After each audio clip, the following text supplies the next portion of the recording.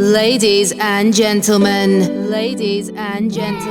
you're listening to Just Women Talking Shit with your host, Jacquelynn Cotton.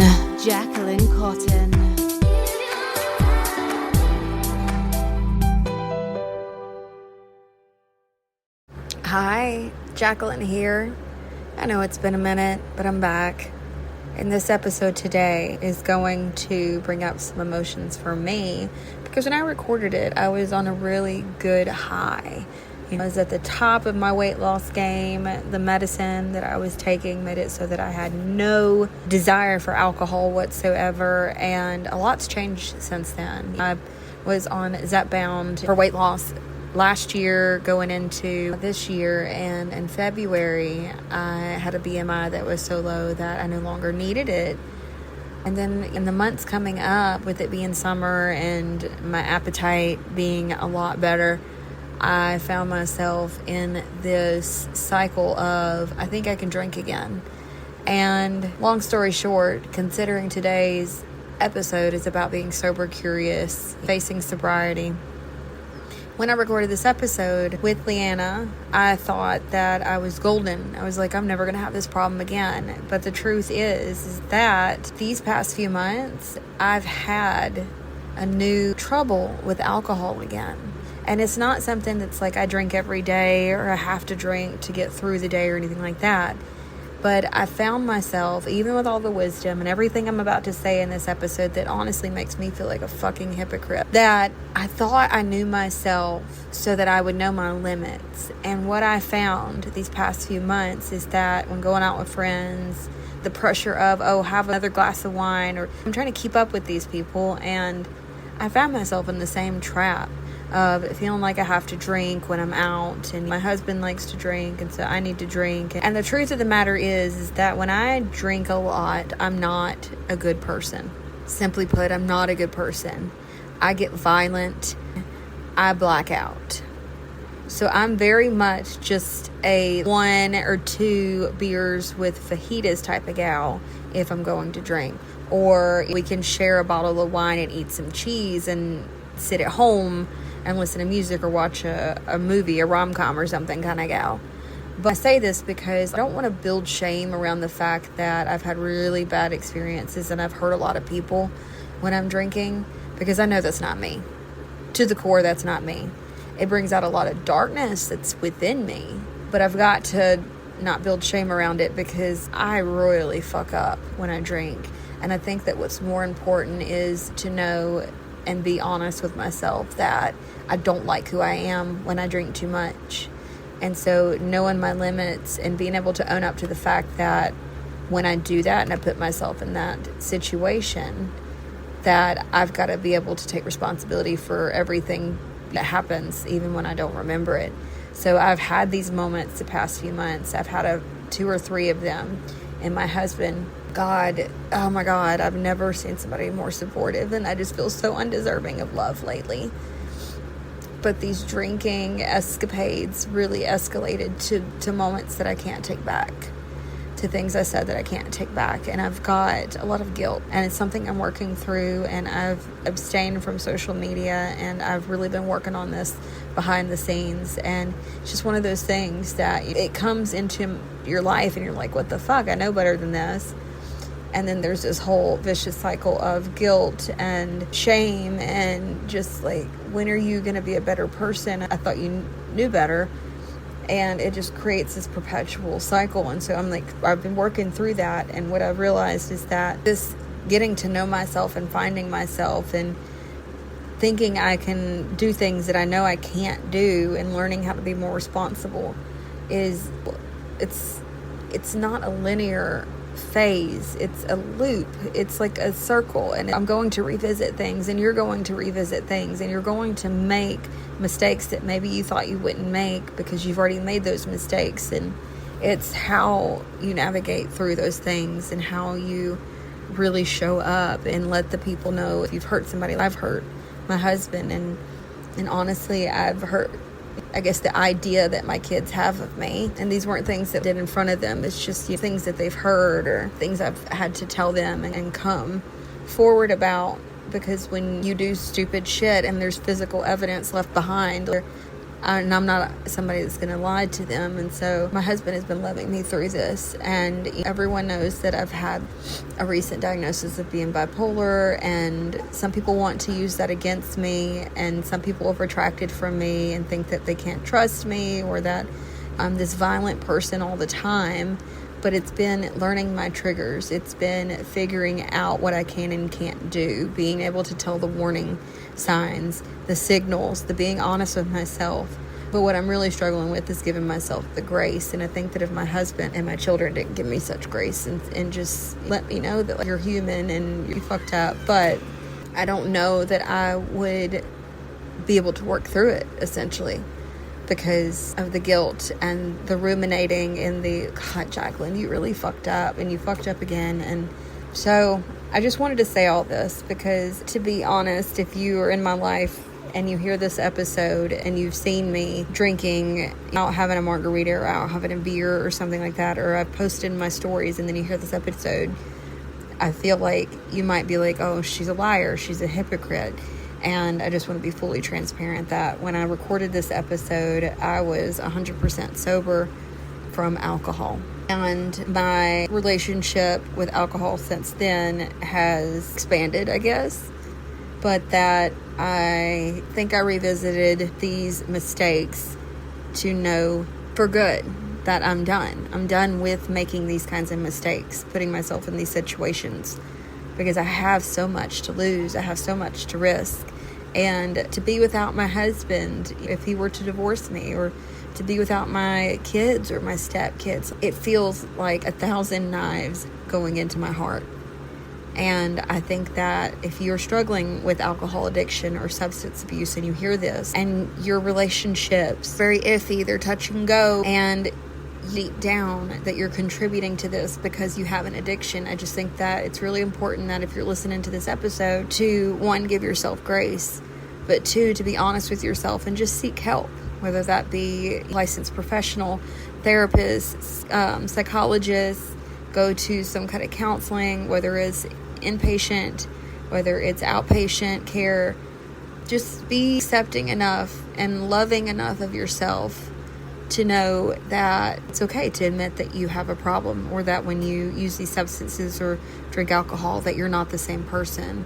Because if you deep down want people to see how loving and caring you are, and this is what's causing the problem, then it's learning how to be without that. It's growing past the wanting to numb yourself every time things get hard.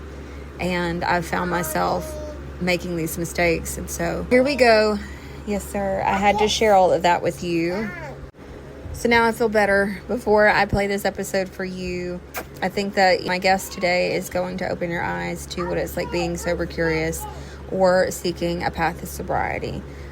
Because there is peer pressure to drink when you're out with friends, to drink at events, to be part of the crowd. And so Leanna is really going to open your eyes today. She is wonderful. She's an event planner. She is on social media, spreading words and tips and just her experience of what it's like to be a sober girly and to live a life without the pressure of alcohol or feeling like you have to partake in that in order to have a good time.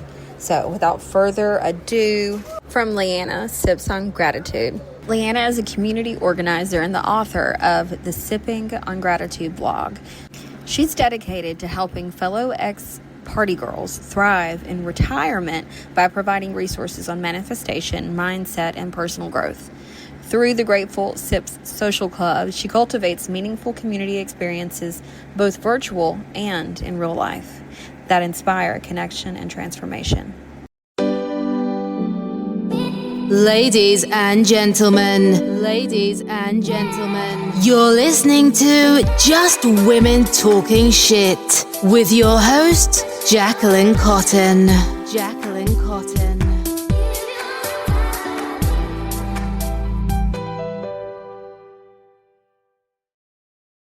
Welcome back to Just Women Talking Shit. I'm so excited about our guest today. Is it, how do you say it? Leanna or Liana? How do you pronounce it? Leanna? Got it. I always have to be careful because my name's kind of tricky, and I was literally going through McDonald's the other day to get a coffee, and I don't know why people don't know to say Jacquelynn, but she said something that I'd never heard before, and it was Jacquelynn. I Oh, was like, wow. that one's new. So I always ask it, how do you say your name? So Leanna. But I'm so excited to get to chat with you today. You were talking about working on your book. I don't know a whole lot about you, and I'm really excited to just dive right in. So if you Yeah. would just take a minute to introduce yourself and tell us what's going on in your world right now and how you're making an impact.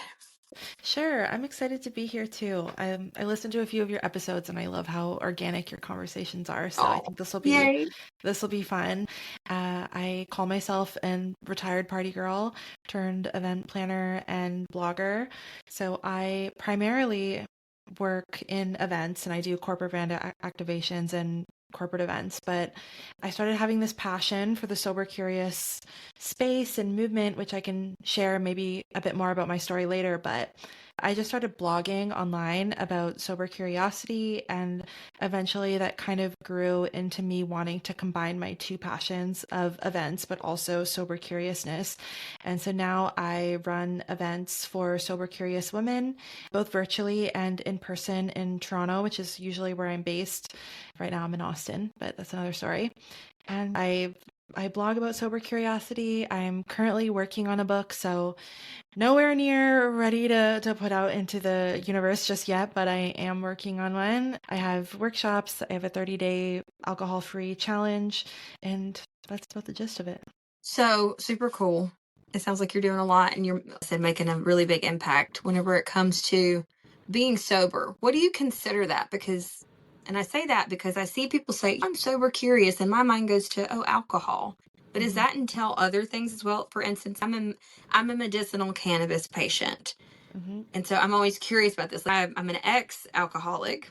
I'll have a drink once in a while, but I don't enjoy it the way I used to. It brings back a lot of bad memories. And so I'm curious, what is sobriety and being sober curious even look like? It's such a good question. I feel like s- we used to have this sort of idea of what sobriety meant and what alcoholism looked like. And it was if you didn't fit into this particular description, you were fine, which eventually we learned wasn't true. And I think that's where this whole sober curious movement birthed from. It's sort of talking about that gray area, that in between. So traditionally, when we were to think of an alcoholic, we would think of somebody who has a physical dependency on alcohol, who's ruining every single area and aspect of their life. But I think what we've sort of grown to come to understand is that even having a reliance on alcohol in some way may not be healthy for you and your lifestyle. So whether that be I'm somebody who relies on having a drink in order to be social, I'm somebody who relies on having a drink to be intimate with my partner, right? We've sort of learned that those may not work for people as well. And so, where sober curiosity kind of comes in is exactly what you were describing, too, in my opinion. I think it offers this umbrella term for people who fall in the in between, who are like, maybe I don't have a physical dependency where I have to drink every day or else I'm sick, but I don't like the way alcohol shows up into my life, or I don't like the way maybe other substances show up in my life. So I'm creating my own relationship with it, that whether that be total abstinence or moderation, and knowing I can have one drink here and there and I'm okay, but I don't have more than that. Or whether it's I use cannabis, or maybe a lot of people are microdosing mushrooms and psilocybin now at this point. So it's like maybe finding what that balance is for you. I think that's kind of where sober curiosity comes in. So I am a big proponent of not abstaining 100% if that's not for you, but just having people challenge their own opinion and mindset around alcohol, and maybe assessing, should I consume less, or what would consuming less look like for me? That makes sense. So you mentioned when we go out and socialize, that's when I really started to notice that me drinking or me not the lack of me drinking is like I get looks like when people invite me out and they're like, oh, so let's go out for drinks. I'm like, oh, I'll go, but I'm not a party girl anymore. I'm not like my version of partying now is let's take a weekend trip and go stick ourselves in nature and I don't know, hang out and be very present. I know that may sound lame to some people, but I used to live for the weekends. And then I remember in college is when I really started developing a bad problem. And I was hospitalized. I drank so much. And it was just a lot of trauma, I was doing it to be cool. I was doing it because that's what everybody else was doing. But then the anxiety and the depression and the CPTSD that I didn't know at the time I had, it was like a way of drowning out all of that. And now being 35, going on 36, when I go out places and everybody's drinking, they're like, "Oh, what can we get you?" And I'm just like, I'll take a Shirley Temple. And they're like, "What?" And I'm like, I know it sounds weird, but I don't need that to have a good time. So what are like events that you plan? And is that something that people run into a lot? Is when they go out, they almost feel bad and guilty it feels like peer pressure to me, to be honest. "Oh, you're so weird. You're not having a drink?" I have so many thoughts on this. So, it's absolutely a form of peer pressure, but I think it's just a reflection of their own relationship with alcohol. So, if anyone's listening and they feel uncomfortable when they go out because people are pressuring them, if somebody feels uncomfortable about your lack of drinking, that only says something about them. It doesn't say anything about you. Typically, people react that way because we're mirroring back to them something that they're not ready to look at just yet. So that's just number one. Number two, I think it is really important to, as you said, you love to go out and you'll order a Shirley Temple. That's awesome. You already know what your alternative drink of choice is. I think that's a big thing for people who aren't drinking. Know what you're going to order instead and lay it with confidence so that you're comfortable when you go out and you're not like standing around awkwardly. Having a drink in your hand can be very helpful. It'll also help ward off anyone else you're around from asking you if you want a drink if you're already holding something. And then your other part to the question, now I'm trying to remember what you just asked. What was the other part of the question? Well, we touched base on the peer pressure thing, but and you gave some tips on what to do, which I think is great. Having a drink in your hand so somebody's not like, "Oh, well, what are you drinking?" I like that. But whenever it comes to, because I find it very interesting that you call yourself like an ex-party girl, right? And you're now combining it with events, which makes total sense if you stop and think about it. But I'm curious, what do those events look like? Yes. Okay. Yes. So I held an in-person event recently, and it was called High Vibes High Tea, and it was a high tea event where we got together. We all had matcha. I shared a little bit about manifestation and goal setting, and then we all made vision boards together.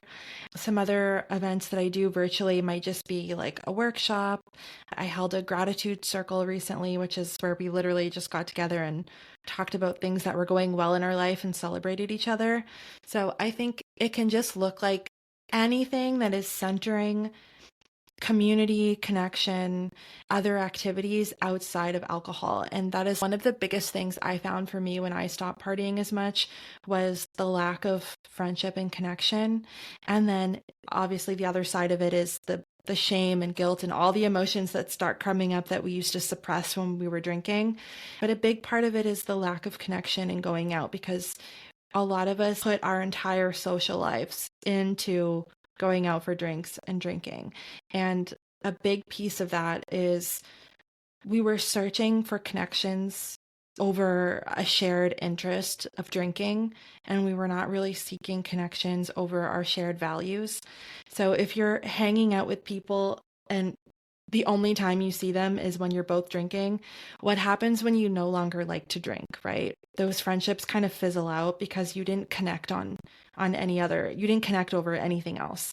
So I like to try to bring people together over values, whether it's our personal development, our mindset, connection, communication, if it's still hospitality, having drinks, having food, but it's mocktails instead of alcohol, just finding other reasons to bring people together. I love that so much. So for the person who is sober curious, because I said my weight loss has a lot to do with it. That was one of the big contributors is beer. Lots of empty calories. And so I get this whole, I'm starting to hear like, "Oh, quit losing weight. You're going to blow away," and stuff like that. These backhanded remarks. But whenever, like I said, when we go out and I don't drink, there's less pressure. So I'm curious, what are some, besides having a drink in your hand, what are some things, because this happens a lot, what are some things we can say that is so that we can stand in our power and in our decision, but say it to the people in a respectful way, because it's like they're condemning you. Oh, you're so weird, you're not drinking. Or it almost feels like you're a party pooper type thing. But I'm curious because I don't ever know what to say besides I just this weight loss that I'm experiencing and the medicine that's helping me get there and just my overall lifestyle change. I don't need that anymore.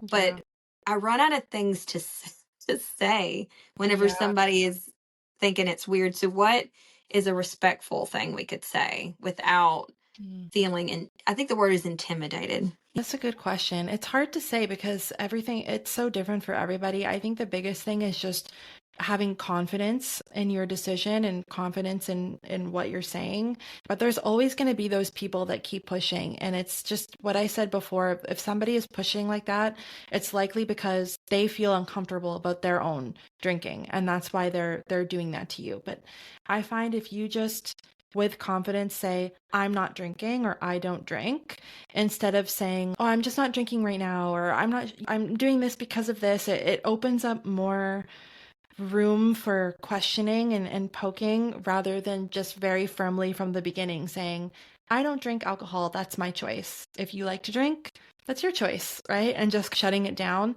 But if somebody's going to keep pushing you at that point, it's really because they feel uncomfortable with their own drinking. And more often than not, like that person continues to drink throughout the night. They might come up to you and start asking more questions, and eventually you might get to a point where you can see that they're actually just curious about what I'm doing, and they're curious about why I'm doing it because they feel some type of way about what they're doing and their drinking and their patterns. And I notice sometimes it always comes back to that eventually. At least I noticed that with some of the people in my life. But it's a hard thing to navigate, and maybe that does look like not going out with those people for a little while. Maybe it looks like finding new circles, a new community, which can be really hard. And that's why a lot of people say when you're early in your decision to moderate or to be sober, there's that weird transitional period where we're finding new friends, we're switching everything up in our life. And that's a lot of the reason why I started making events in this space so that women can find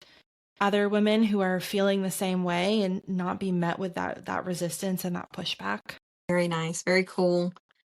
It just feels like I don't know. I wonder if there's anything going on like that around here. I'm in Mississippi, Mm. and now it may not be all of Mississippi, but people here are really big on barbecues, football games, any reason to get together and eat and drink.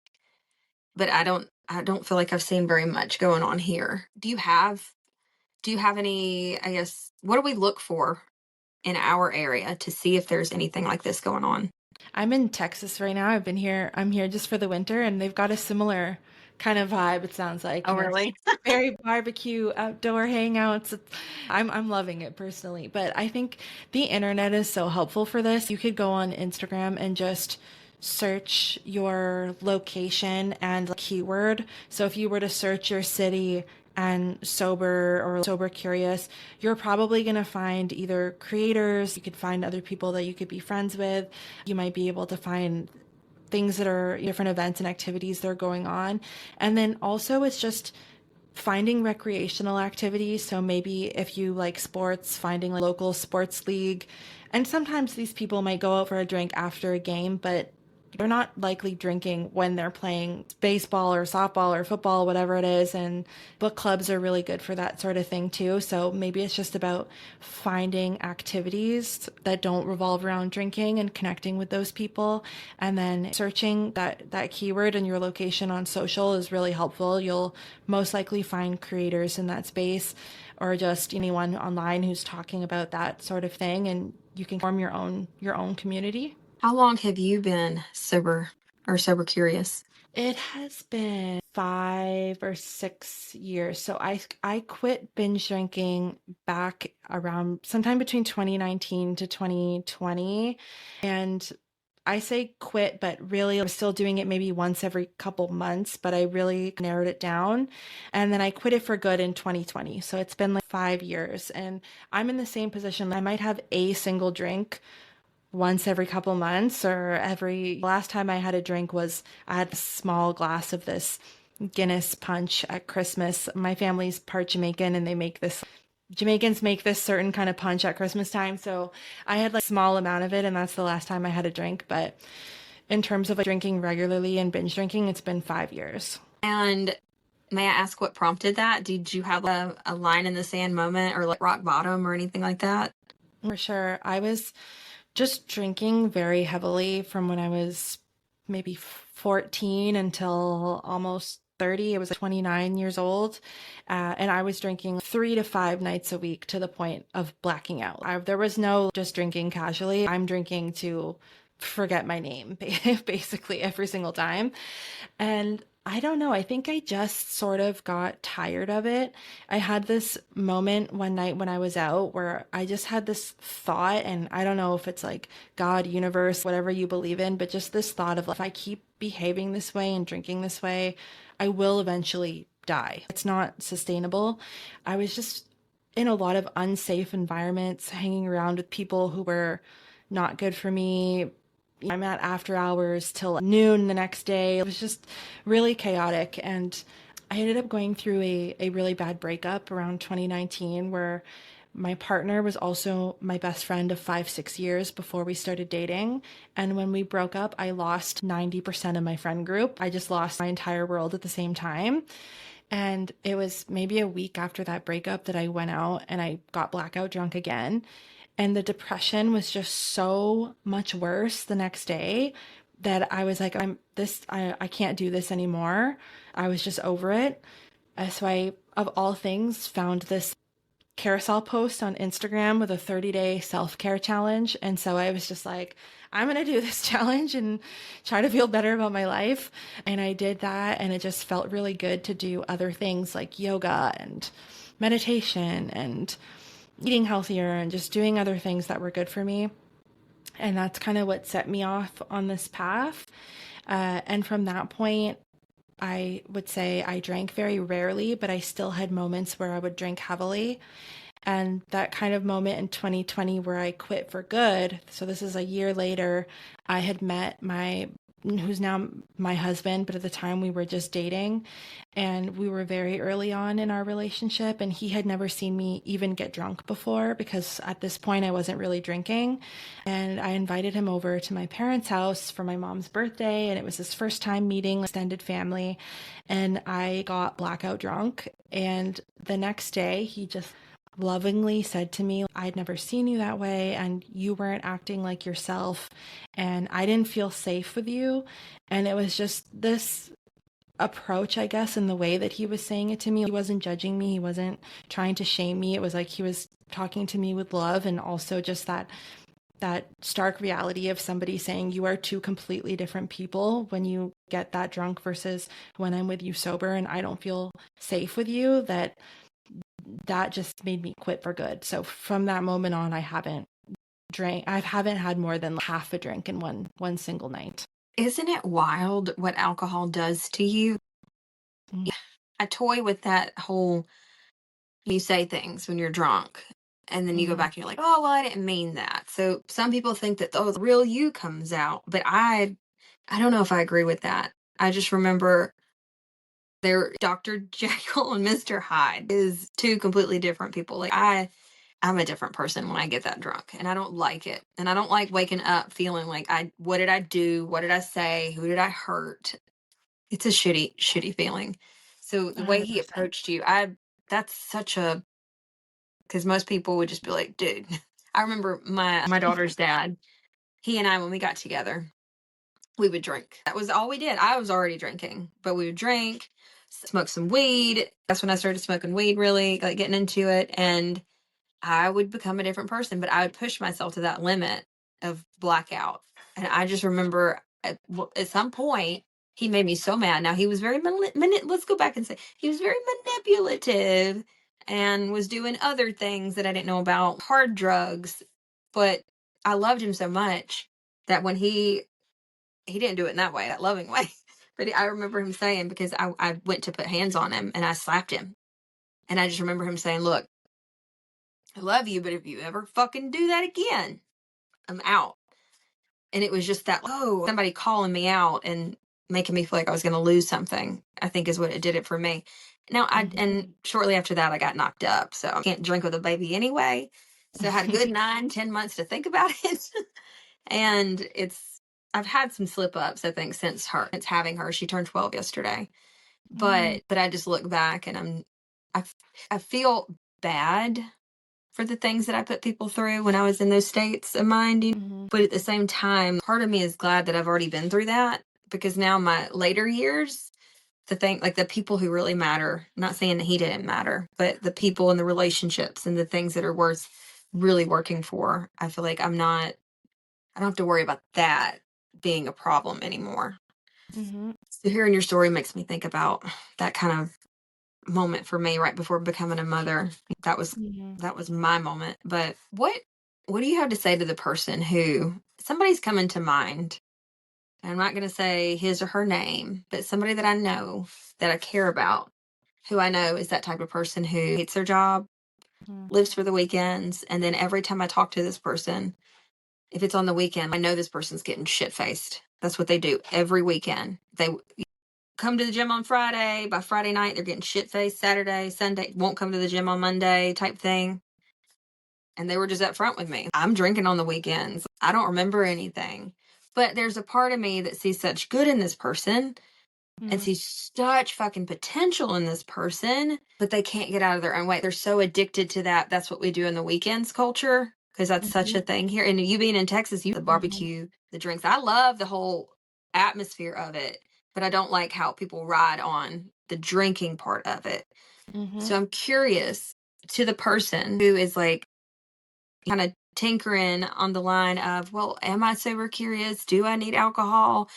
This is just what we do every weekend. What are your tips, or maybe some kind of words of wisdom for them? Because you can be so happy without getting fucked up all the time, y'all. And it's really good because you remember the things you do while you're having fun too. But do you have anything from the heart for them? Because it's hard making that step and being normal, or not, no, doing something that's outside of the norm, which in some places, partying every weekend is normal. It's really challenging because there's this fear of, like, I'm going to be missing out. I'm not going to have fun. I'm not going to be able to participate in things.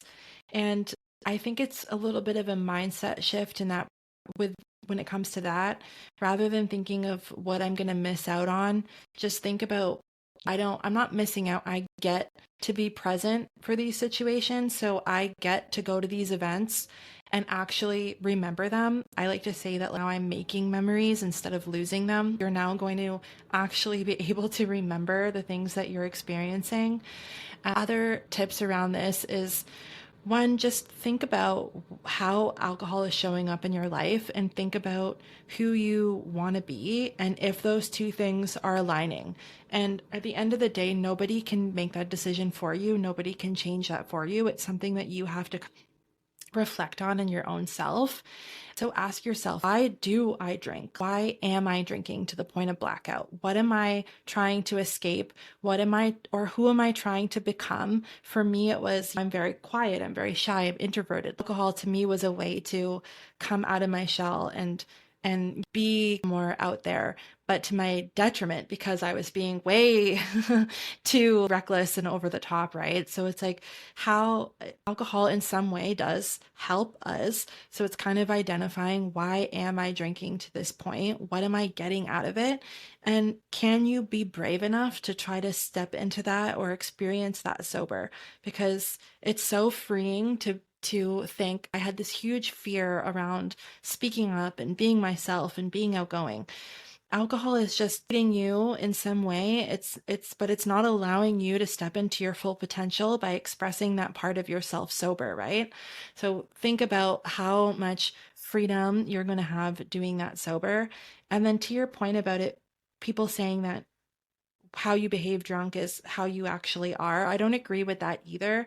I think that it can bring out parts of us that maybe we want to access when we're sober, but it also can bring out our very triggered selves. It can bring out our ego self, the lower part of ourself. It's not to say that that's not who we are, because our shadow self or ego selves are a part of us, but that's not who we want to be all the time, right?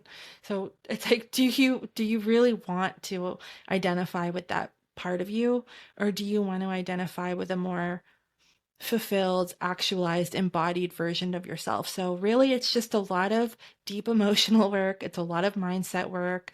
If you do have access to therapy or things like that, I always suggest it and recommend it, but it's really just asking yourself the really tough questions and then deciding who you want to be. And if alcohol is the way to get there, then by all means, like, keep doing you. But more often than not, it's moderation, or it's sobriety, or it's being brave enough to step into a different version of yourself. Absolutely. And I feel like we've talked a lot about the social aspect, the mental health aspect, the personally growing from being sober curious, moderating.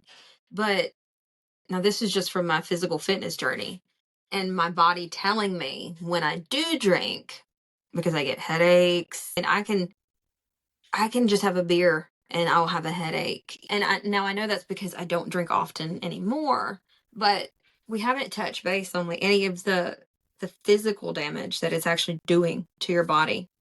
Do you know much about that? I know that a lot of us reach for a drink when we're stressed out, but I've heard that as it's same with coffee. It actually produces cortisol and it makes you more stressed out because it's damaging your body. That's something I didn't think about over time, damage it was doing to my body. So what do you know anything about that? Or even if it's just based on your personal experience? I know a little bit about it for sure. Alcohol spikes your cortisol. So as you said, a lot of people do reach for alcohol when they're feeling anxious or nervous, and it does temporarily relieve your anxiety because it's suppressing it. But once you are no longer feeling a little bit tipsy or drunk, that anxiety is going to come back stronger.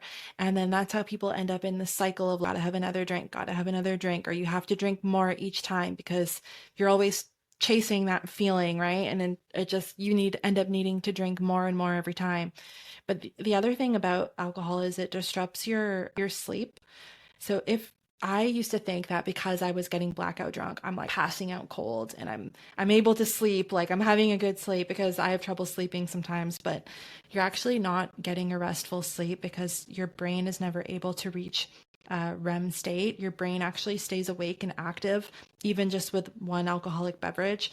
And then what that does is it makes you more tired, more lethargic the next day. So you're talking about your fitness and that kind of lifestyle.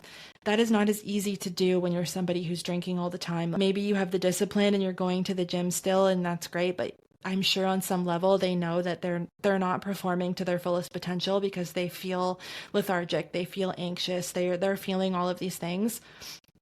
And the less you drink, the more you're going to feel energized, the more you're going to be able to move through your emotions. Because let's face it, if you have anxiety, you're probably going to have anxiety even if you're not drinking, but it's going to lessen and you're going to have the capacity to actually deal with the emotions and move through them instead of suppressing them. So I don't know, for me personally, this sober curious journey hasn't been so I can reach this fully perfect, realized version of myself. It's just so I can actually have the capacity to deal with my life in a healthy way.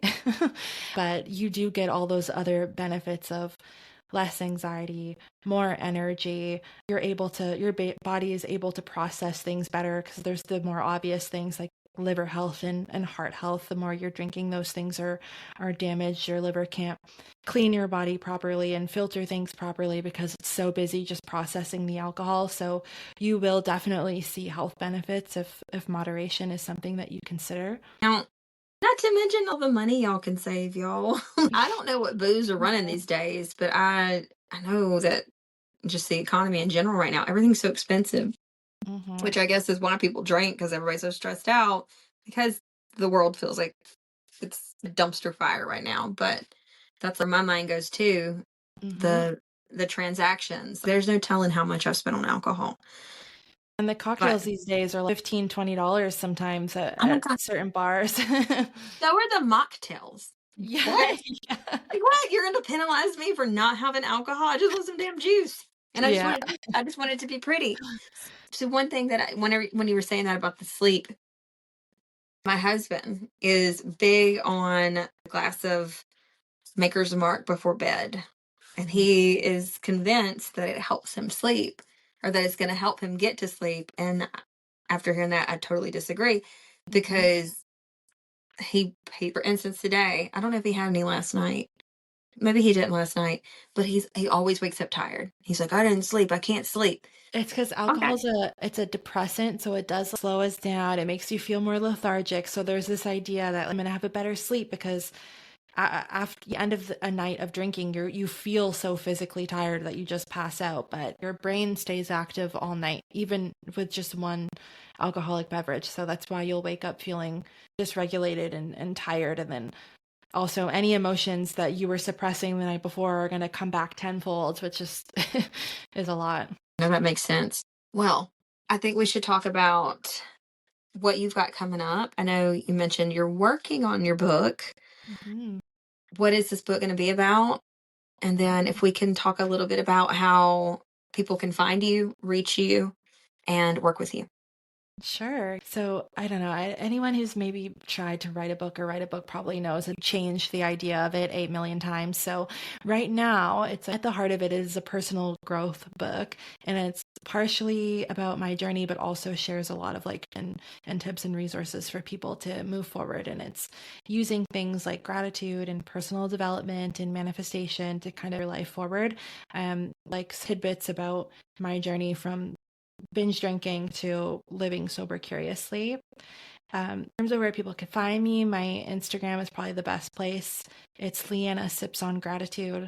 Blog is currently undergoing a rebrand, so I'm hoping to get it up there soon. But essentially, the website will show resources and blog posts around sober curiosity, mindset, personal development, and my hopes is to share sober events in different cities so people can have access to things that they want to attend. I have a free community that is linked in my bio on Instagram, and I run like different things in there. And if people are ever in Toronto this spring and summer, I usually do in-person events there. Hopes is to maybe have some in-person events in Austin if I come back here again next winter. For now, partnering with people in different cities and kind of their events on my website. So depending where you are, I might have something listed there. Come to Mississippi. Yes. Come to Mississippi. How is Canada? I've always wanted to visit, never been. Canada's great. I'm not to get political, but depending what people's politics are, I know it's a bit of a hot mess right now in the US, so it's a little bit chiller in Canada. You don't have to worry about. I'm also physically chiller in Canada, so that's the downside. It's colder. I was gonna say, seeing how cold it is there right now, and I'm like, I can't complain about it being cold Yeah. here. That's It the was, annoying thing about Canada. It's unlike the US. I feel like the US, you can have a cold climate, you can have a hot climate, whatever you prefer, you can just go to a different state. In Canada, it's kind of, it's probably the warmest province, but it still has winter. There's parts of Vancouver where it's a bit warmer, but aside from that, we do get pretty brutal winters. But the spring and summer and even fall is great. I recommend people come up north. just make sure it's warm. Warm. Yeah. Okay. Do you have any last words? I like to call it, with what's on your heart, because throughout the conversation, sometimes things come through, or you're just like, I don't know, you saw a quote this morning, or just whatever Leanna has as final words for my listeners would be great. Mm. I would say just don't be afraid to tap into your own intuition and ask yourself the hard questions. I think about myself personally when I was heavy in this party girl identity. I had this very rough, tough exterior of yeah, bad bitch. I can drink every day. I can do whatever I want. You can't tell me anything. This very people were talking about sobriety. It's like the loser, whatever. So much resistance, so much resistance, and you if that's still what's helping you get through life, totally get it, but you don't have to be that way with yourself. So if there's a quiet moment when you're at home, get out a journal and just be real with yourself and just be honest and ask yourself, is this who I want to be? Do I have this this identity, this facade, like, how is it helping me? Who do I actually want to be? Like, start asking yourself those tough questions, because I get that that identity and that attitude is helping you externally and you're in the real world. But for me, it was like emotionally and internally. So if you could just take some time to ask yourself those tough questions and get clear, eventually you can slowly break those walls down and break through that identity. And I promise that you could still be a bad bitch. You could still have fun. You could still be cool. Like, it does not end when you stop drinking. It actually just gets better. You just have to be brave enough to get honest with yourself and have those tough conversations. You said something that I thought when you were saying it, and that's getting honest. Like, Mm-hmm. actual honesty, like ask the questions, but answering them honestly is what truly like helps shift your identity. And it's true, y'all. Like, party girl here too, like fucked up. I don't remember my name type stuff you were Exactly. talking about. Oh, there's places in Philadelphia, Pennsylvania. I think I'm probably still not allowed back then because I was just wild, absolutely Yeah. wild. But I would say take it from like us who are out here have already went through the party thing, that it you don't miss it as much as you think you will, especially when you find your community, like you were saying. And here's the thing for me, like, I didn't have that community, so I built it, and now I have it. I've brought it to me. I would also like to just say that you get a lot more done whenever you release that habit. Like, all the time that you spend doing that, just imagine the time that you could be connecting with other people, helping other people, workshops and your events and stuff. So much can be done with that extra time that we, in my opinion, looking back now, wasted. I had to experience that, so I would know how life is and how good it can be without it. But I don't think that you'll miss it as much as you think you'll miss it. To the person listening who's like, I don't, yeah, you won't miss it. Whenever it'll be hard at first, like you said, you do lose your friends, your circle. You find out, who's there for the right reasons and who's there for the wrong reasons, and that part sucks. Would you agree that it really does hurt? Like, it feels like a breakup when you lose all your friends and you're like, oh, and it finally hits you. Okay, so they're not my real friends. They are my party friends. And that's so different than like that one-on-one connection you can have with a person and spill your soul in about 20 minutes and it sucks. It sucks, but like, worth it. Yeah. But It's there's worth so it. many podcasts out there. There's like people you can follow on Instagram. There's totally online communities that you can tap into in the interim, and that was really helpful for me. I was early in that phase, but for sure you get through that hump and then life just gets so much better. So I'm going to leave it with what my mom told me whenever I experienced my first breakup. And this will forever stick with me, okay? Told me that when you find yourself in those moments, when you're heartbroken, when you feel alone, and like you want to reach for the phone to call that person, or you want to reach for, in this case, the bottle, or whatever your vice may be. She told me, she was like, as long as you're sitting and thinking about it, like, that keeps you so stuck. And it's getting yourself out of that thought. And what I know now is when you're in your head too much, thinking too much, you need to be more in your body. This is what she told me when my breakup. She's like, every time you think about him, do something different. Just go do something. Do something. Mm-hmm. I was like what? She's like, I don't know, go make a fucking pot of macaroni. Mm-hmm. You can't, like, you have to just go do something, disrupt the cycle. And so in the beginning, you were giving everybody tips on like the do, and maybe that's the time that you go and you get curious and you're like, oh, well, it's a really cool trail I've always wanted to hike. And then what did you say earlier? Making memories, not losing them. Exactly. Yes. So just what if that trail is like, that's like, instead of drinking, you go walk on that trail, or I don't know, you go paint a picture or whatever. But it's very interesting how our society has completely made something so, and it can be very toxic. It has its good things, in the Bible, wine and all the things, but it's become so normal that not drinking is not normal. It's so interesting how society has done that. You know what I mean? It's very interesting, but it's really refreshing to see people like you and to see, I'm seeing it in younger people too. Like there were generations, they're like, starting Got out it sober together. curious. And I'm like, what? What? I know. What?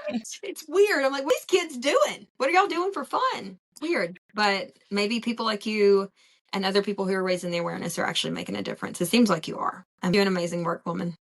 Oh, I appreciate it. You're welcome. It's weird talking to another introverted, shy person. I know. It's like I received the compliment. That's something I have to work on for sure. Right. I'm still working through that too, for sure. But it's been so great talking to you today. I'm really glad we got to do it. Yes, you as Um, well. so much. And I've enjoyed it very much. I enjoy whenever a woman of your stature just takes her time to talk with me, to share your expertise, and to give back to my listeners who are just amazing. Absolutely amazing. All over the world, people are going to be listening to this. And I really hope that the people who hear it, who need to hear it, receive it and just do the damn thing. Just do it. You don't have to drink. There's so many more opportunities for growth out there. I hope that they find that. And I hope that they go and find you. I'm going to go binge on your content for a little bit. Not creepy at all. Love it. Thank you again. Thanks so much. All right, everybody. Thank you, Leanna, for talking shit. I think we talked about a lot of shit today, and I had a good time. How about you? I had a great time. Good. I had a great time, and I hope people found value in it. And I found value in it, just sharing and chatting with you. Yeah, it's so cool how the more you share your story, like, I don't know, you start to realize how everything that's happened had to happen the way it did. And it's super cool that it led to like the particular moment. And you got to talk to me and I got to talk to you. And I just think that's so cool. It's So, very cool. all right. Well, I'll catch you later. Thanks again. Bye. Bye.